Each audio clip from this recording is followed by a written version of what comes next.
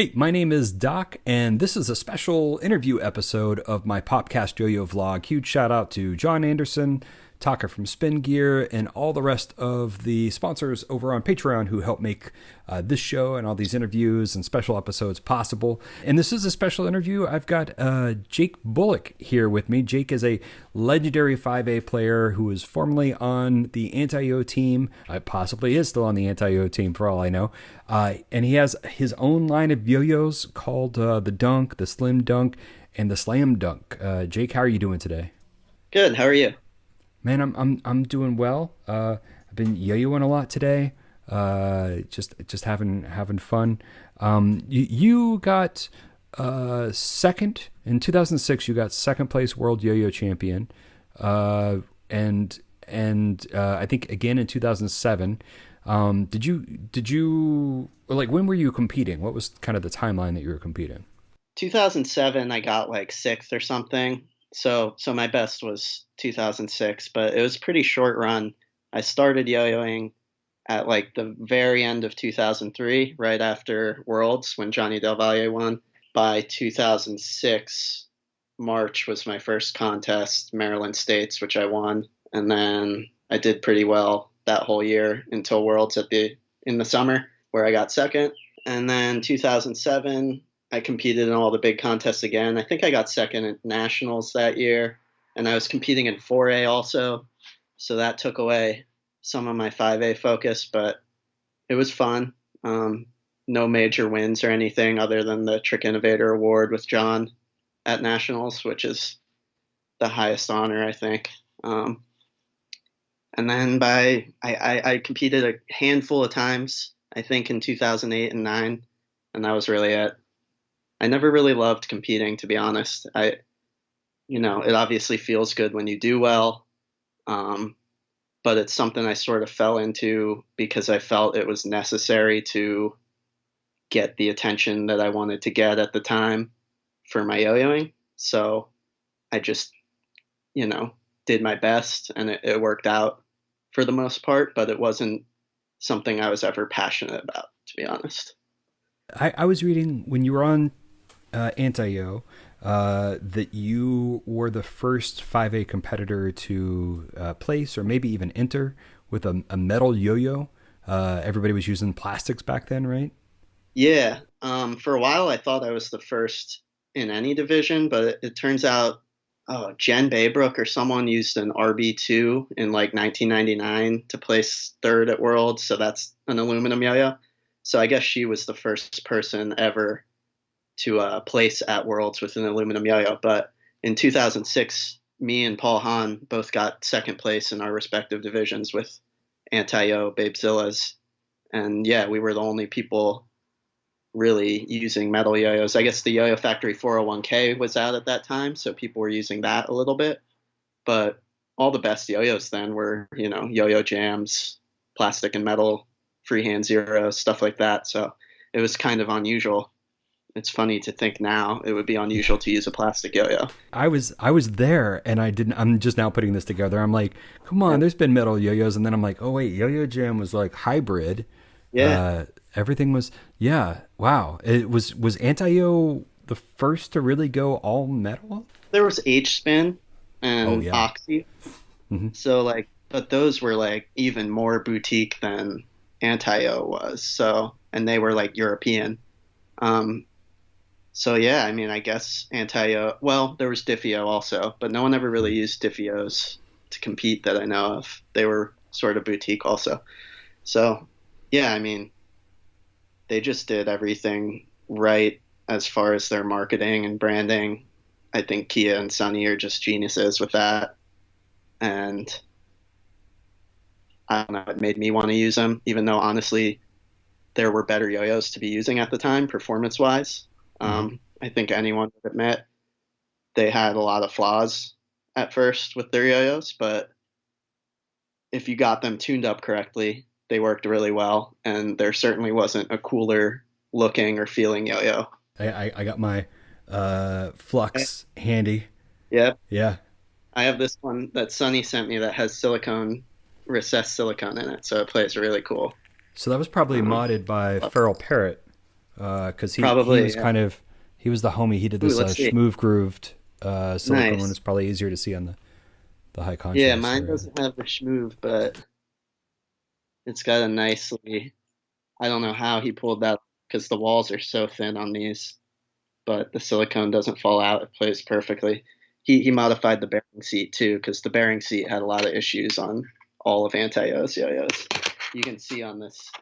I don't think my babe. This is the one I used for my second place worlds, Hmm. and like it's just completely flat. I don't think a bearing will really function in this anymore. Unfortunately, I'll have to get it modded. But That's crazy. yeah, they had their issues, but really, I don't know, groundbreaking. I think just with their branding and their colors and their finishes and everything. When I think of you entering with a metal yo-yo for freehand, I kind of think like it wasn't until maybe this past year that I started playing freehand with. I gotta stop calling it freehand. That's us old school I players. still, yeah, I like it. uh, I like. I hate calling things by their numbers. You know, like I hate calling Yeah, it it 1A sounds and 5A. Yeah. freehand is Uh, good. Counterweight, I guess you could say, but counterweight works. But I like freehand still. I don't know. I Maybe mean, Steve doesn't. the issue is that the patent expired, but the trademark did not.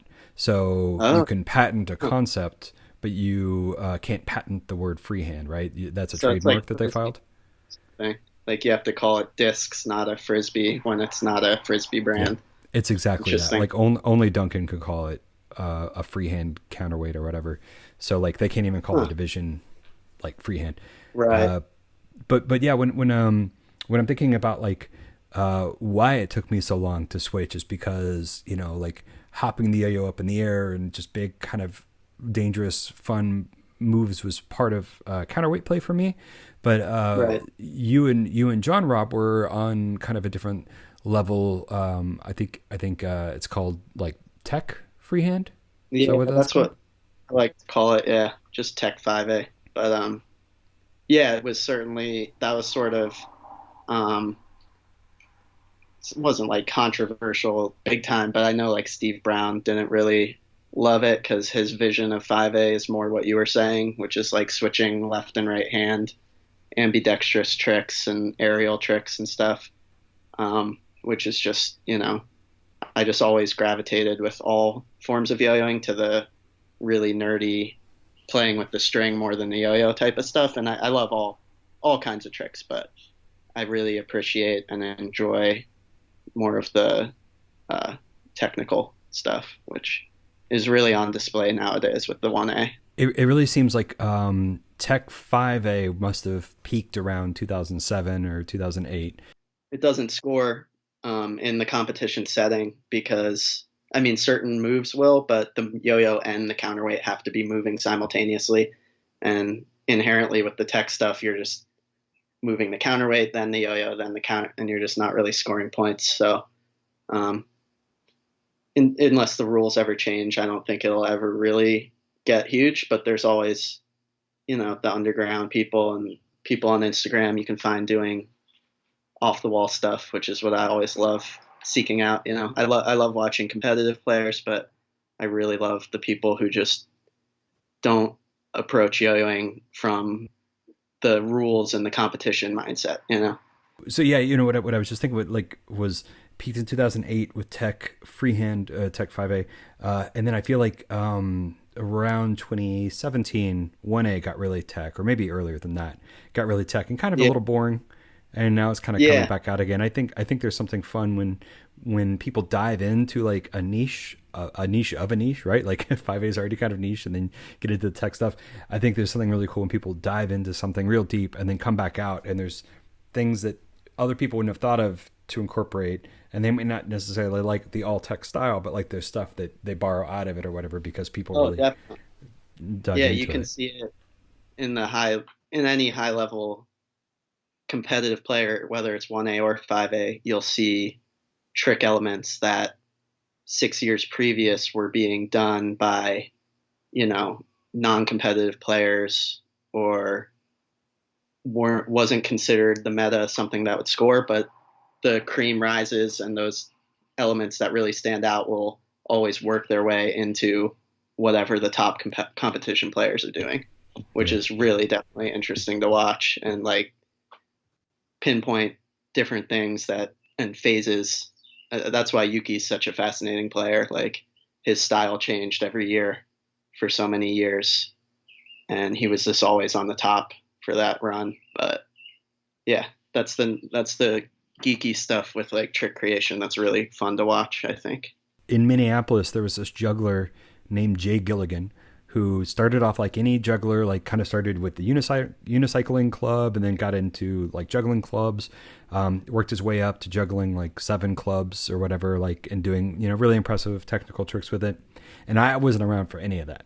When I was around for Jay Gilligan, it's when he started doing this thing he called Lego, which is taking juggling clubs, like 3 clubs, and just hooking them and just, putting one under your neck and dropping one and, catching that behind your back or whatever. Basically, what is juggling? If juggling is like keeping more than 2 objects in the air or whatever, more objects than you have hands, which some people say, he was like trying to break that expectation.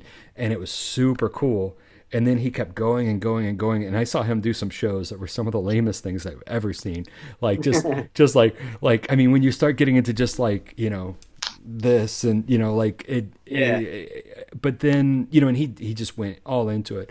And then I didn't see him again for like 10 years. And then I started seeing what all that was leading up to. He found the good stuff. He dived really deep into the stuff that no one thought was cool other than him, and he came out on the other side. And now, like, juggling clubs, it would have been a flourish before to like, toss your clubs and catch them in some weird hook or something. It's like you'd end your routine with that catch.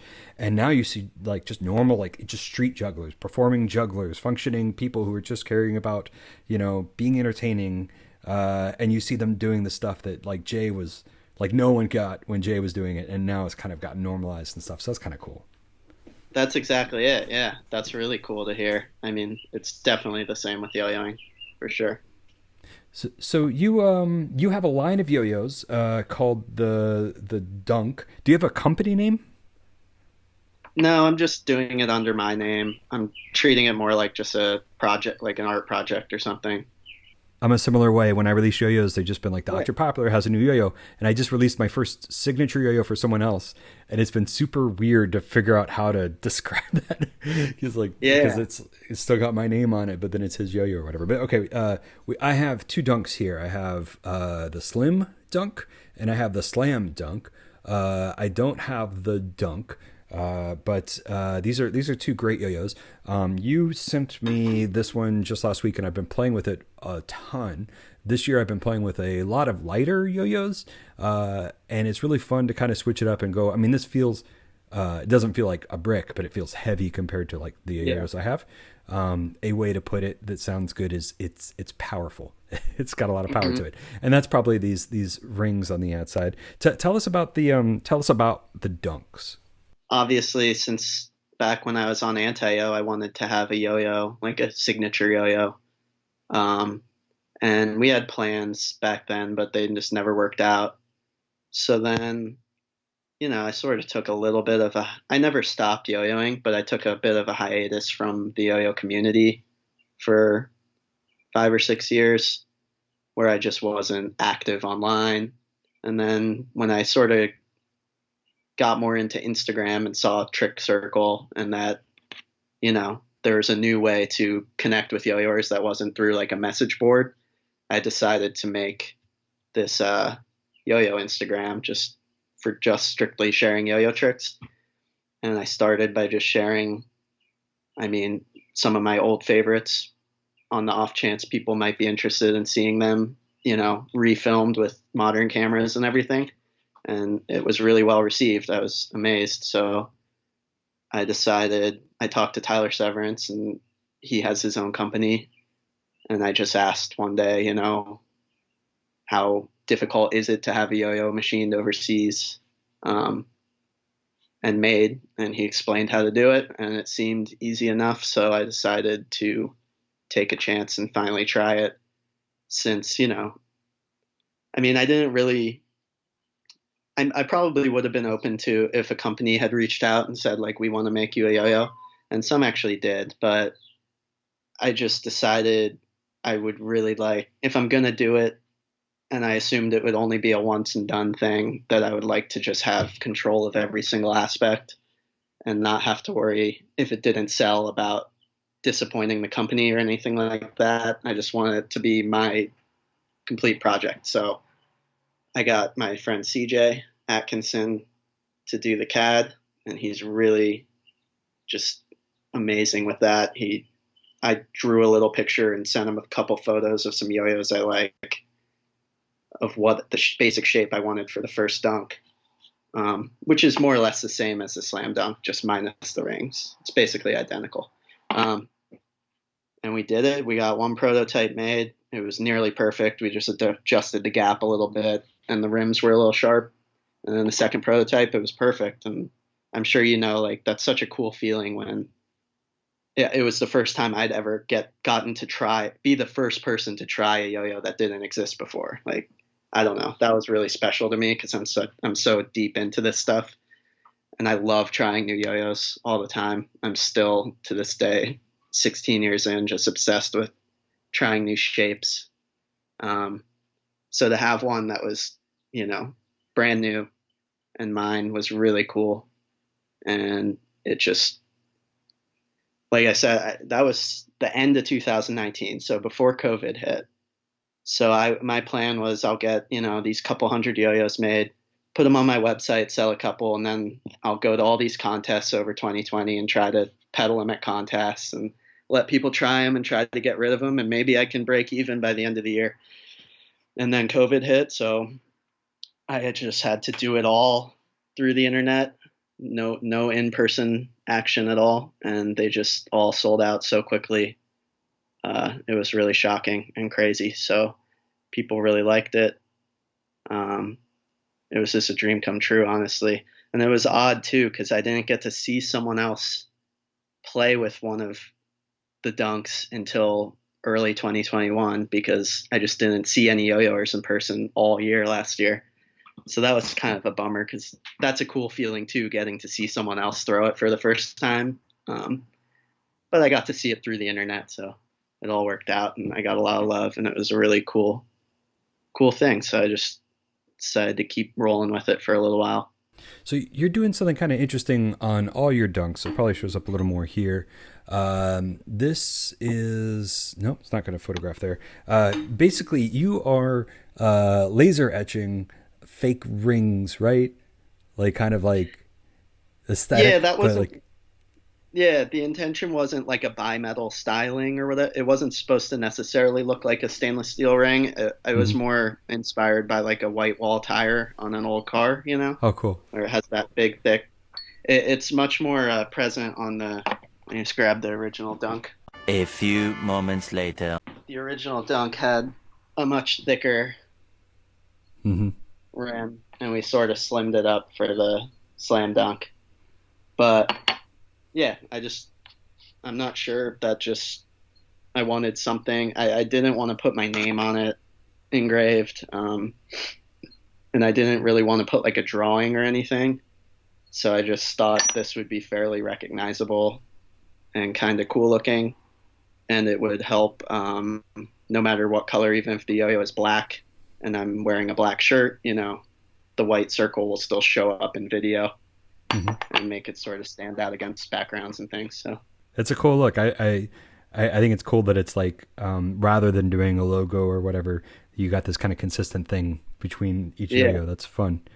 And the dunk is named after a trick of yours called the slam dunk, right? Yeah, just a old one of those Tech 5A tricks. That one's worth nothing because it's just the counterweight popping through a knot and unknotting itself, so it's more of just a counterweight trick than a yo-yo trick. Yeah, the naming was difficult. I was gonna call it the Buck Knuckle, which is really kind of a gross sounding name, but I thought it was very funny. But when you say it out loud, it's not really funny anymore. It's more funny like in writing, because I'm really into buckets too. And then I thought maybe I'll just call it the bucket, but settled on the dunk because it's easy. It has nothing to do with the shoe or anything. I'm not really into shoes, but it's a recognizable name and sort of pop culture-y, so I like it. Yeah, it's fun. It sounds like something with your hands. It sounds heavy. It sounds powerful. I have a yo-yo name that I haven't designed the yo-yo for yet. The Tooth Taker. I really want to have a yo-yo called the Tooth Taker. And I'm super lucky thus far, yo-yoing 20 years and still having pretty much all of my teeth. Cause I feel like I keep seeing photos on Reddit of like people with like a big ass chunk missing from their tooth or whatever. Yeah. But I would too. That's a nightmare. I hope that never happens. Yeah. But, yeah. So with the slam dunks, you are, those are coming out. Are the slam dunks out yet? Yeah, I did the first release maybe 4 weeks ago, and those are all sold out now. That was 5 or 6 colors. So the next release is this Friday at 7 p.m. on my website, which is jakebullockart.com. And that's going to be the anti-yo colors. So I did 3 colors inspired by anti-yo yo-yos, the Eats It, which was brown and silver, the Flux, of course, pink and black, and the Babezilla. So, yeah, I don't know. That's sort of just something I've done with all of them, actually. At least one colorway has always been inspired by one of those yo-yos, just to pay homage to where I come from and my favorite yo-yos ever, and they're just great colors too. I mean, and one other thing I'm going to do to try to throw back to anti-yo a little bit is, do you remember the Business, that yo-yo they released? The little undersized one? It came packaged in shredded up dollar bills. Yeah. So I got some here, and one of the yo-yos will be packaged in that instead of the tissue paper. So whoever gets lucky and gets that one, they'll reach out to me and I'll have a cool prize for them. So it's just fun and to try to buy an anti-yo inspired yo-yo. Hope you open it up and like a golden ticket type thing. I thought it would be fun. You received the National Trick Innovator of the Year award along with John Robb, and no one had ever we'd never given it out to 2 people in a year before. So that was kind of a big deal. I remember the conversation behind the scenes about that, but then also we skipped like a year. So I felt like it was fair maybe that that happened. Yeah, it was weird, man. It stinks sort of how it is what it is. I mean, I'm proud of it in either way, but it certainly was not handled, I guess, the way it had traditionally been handled from what I understand. Not everyone voted, but as you know, it's like I don't know how it was before I got involved, but since 2007, it's been pretty difficult rounding everyone up to vote and decide on that. Mm-hmm. So, but I know that didn't really happen. It was sort of Bob Money, and maybe a couple other guys making that call, but I'm still proud of it either way. I mean, I'm really proud of those videos John and I made, and I still get asked about them all the time. So I think they definitely had some kind of impact. The National Trick Innovator of the Year award, I was I guess I was the first person to win it. And it was like maybe a couple years after like I was influential or whatever. It was like they always had a hard time kind of figuring out. I guess first off, maybe it takes a couple years to kind of see that someone had an influence. Right. But I mean, ideally, when they started that, when the National Yo-Yo Contest started that, it was to find a way to help people who couldn't score, like you were mentioning, in 5A. Like you can't score at that, but like it's oftentimes the people who, can't score seem to be, setting other sort of standards or whatever. And yeah, the year I got it, it was picked by one guy, and the idea was that I would get to pick the next year. And I won't go into the story too much, but that didn't get to happen. The person I got picked, the person said, no, pick someone else. So it's been weird from the start.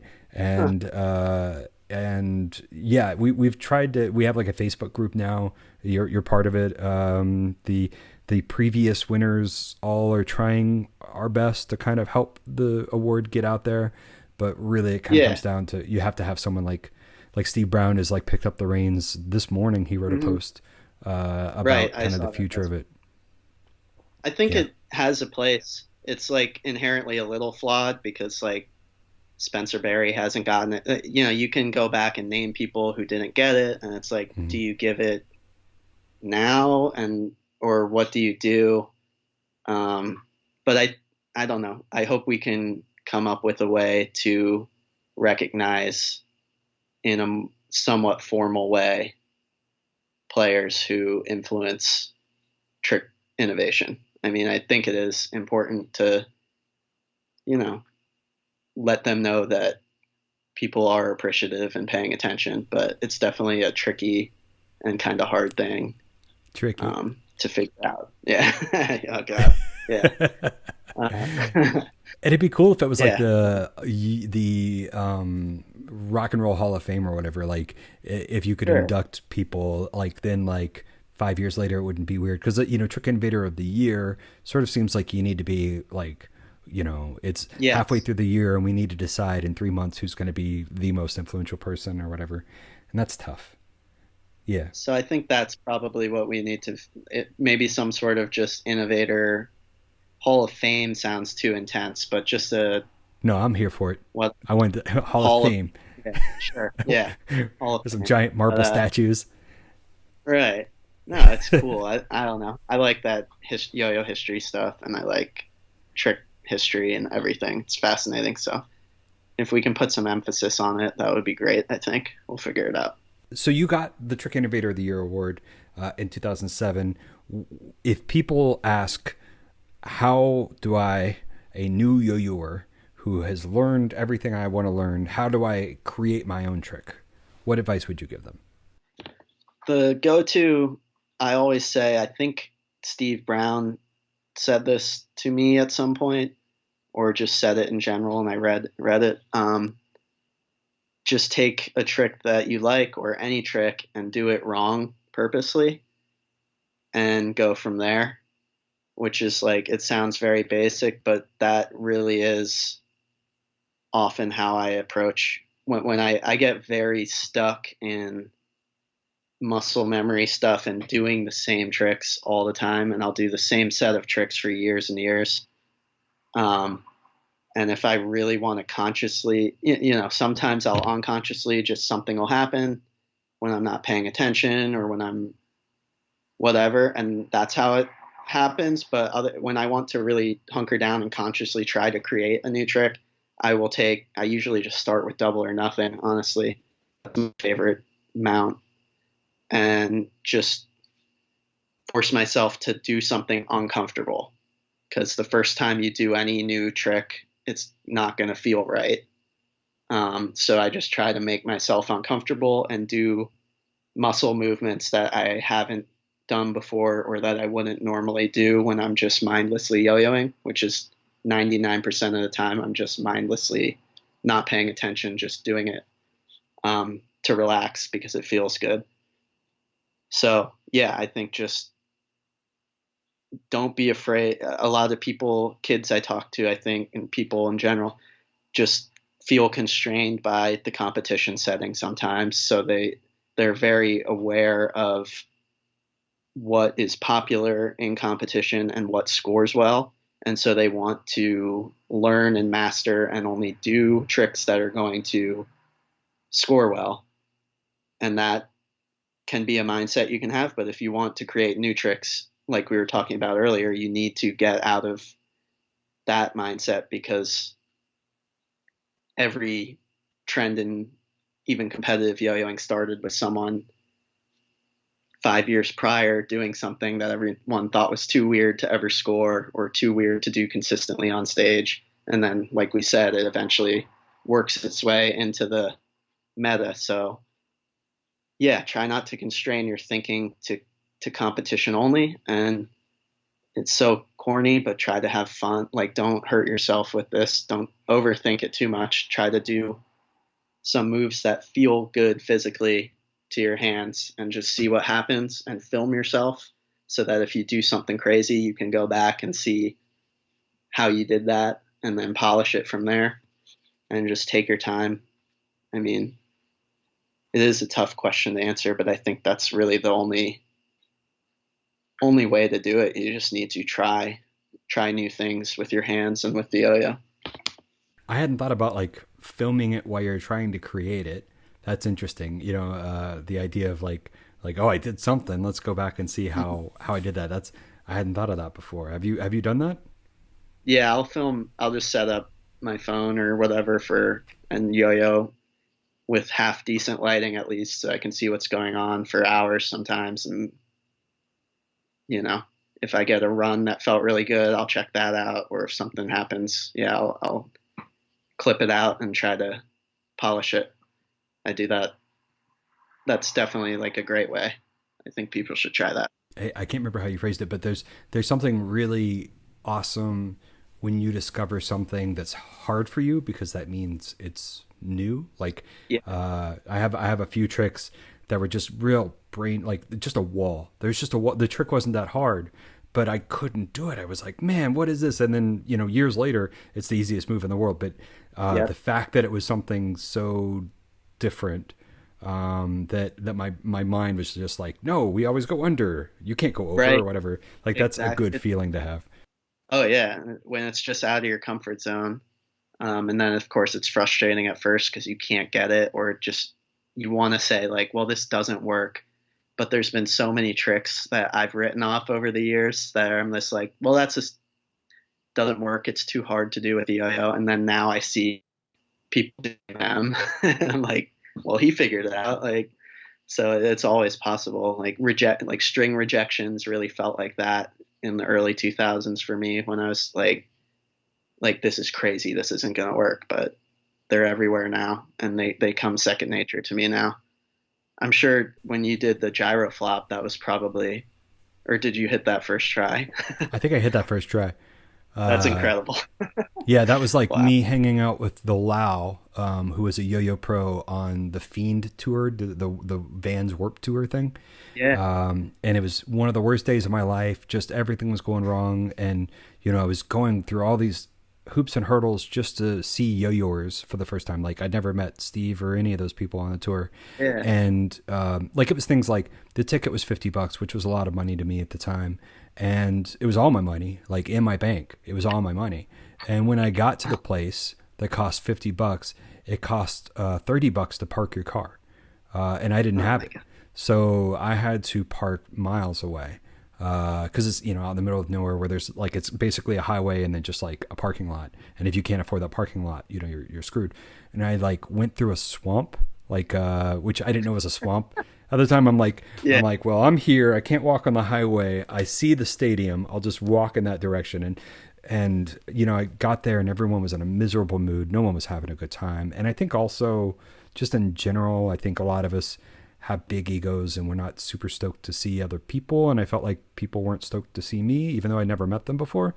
I